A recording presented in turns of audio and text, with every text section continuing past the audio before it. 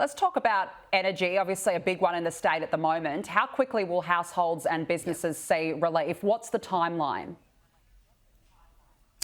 Well, look, we've got two calls to action today. Obviously, there's a state government scheme for energy bill relief for people that are really struggling, like people that haven't been able to pay their last bill. And look, I know I represent a lot of people who are saying every day this, that's the biggest wicket in terms of what they're concerned about. Everyone's struggling at the moment.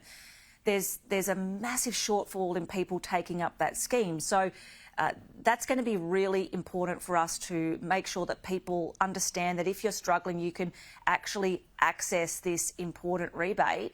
And then from the 1st of August, there'll be other rebates rolling out. The $500 rebate to households is going to be really impactful for people that need it. And also, one of the biggest things is that we committed to at the election we're actually rolling out is the $650 rebate to 320,000 small businesses across the state, because small businesses are being absolutely smashed by this cost of living crisis in energy, and the flow-on effect that has to consumers, people paying for things at small businesses, cannot be underestimated. So that's going to be rolled out, but make sure we're pleading with people to access the support that is available there. Energy security was a key issue during the election campaign, and for Labor it was the state-owned energy security operation. Have you made any plans to get this off the ground? We're doing a lot of work behind the scenes, if you like, to get ready in terms of being prepared to put this up. This was a major election commitment, as you say. Our major priority in energy, I suppose, for the first 3 months has been making sure that we work through these bill relief issues. That's number one priority for us. We don't have no apologies about that. That's where people are hurting.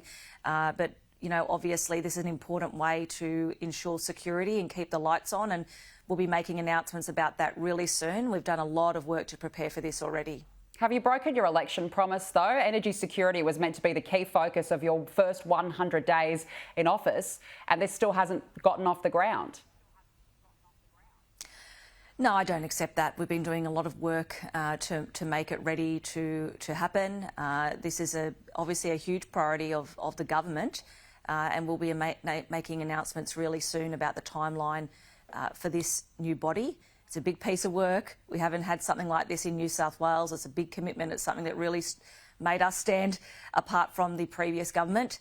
So no, I don't accept that. We're doing a lot of work, and we'll have some announcements soon.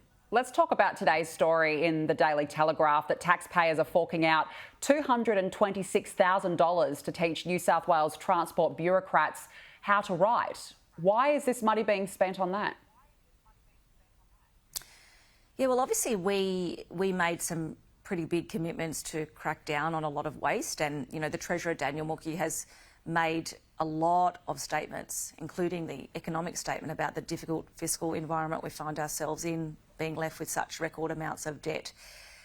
So while training is important, I believe the Acting Transport Minister has requested that this be investigated and report back, because obviously we need to be very careful about every cent of taxpayers' money that we're spending.